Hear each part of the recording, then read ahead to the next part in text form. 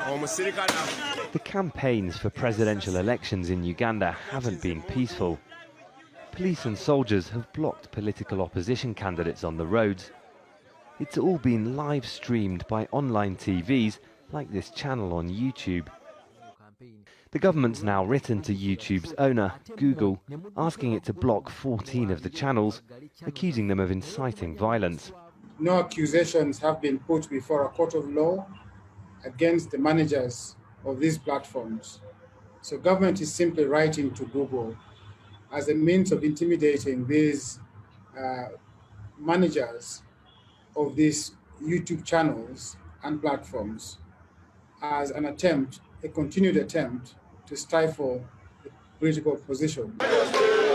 All of the 14 channels are linked to pop star turned presidential candidate Bobi Wine. His supporters are young, they're at home online. And the platforms provide an opening for opposition in a country where the government controls access to much of the traditional media. Dozens of people were killed when police violently broke up demonstrators last month. It followed the arrest of Bobi Wine. Police said his rallies broke COVID rules. Opposition and rights groups say the government doesn't want Ugandans or the world to see what's happening. Police since announced that all journalists had to be vetted to be able to cover the elections.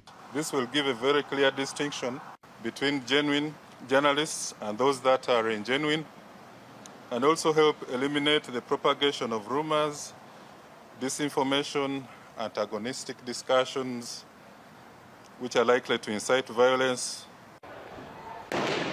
Violence is something that journalists say they've suffered at the hands of the police. This cameraman was shot in the face with a rubber bullet. This reporter is among a group who say they were beaten by police last week. Police say they're investigating. Press groups say the government's now trying to prevent foreign journalists from coming to cover the polls. Lots of journalists are wanting to come into Uganda to cover this election.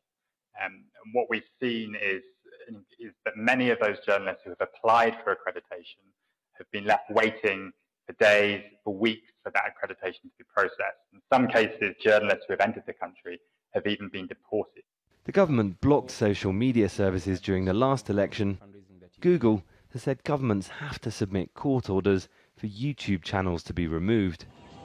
So for now, the online TVs keep streaming. Malcolm Webb, Al Jazeera.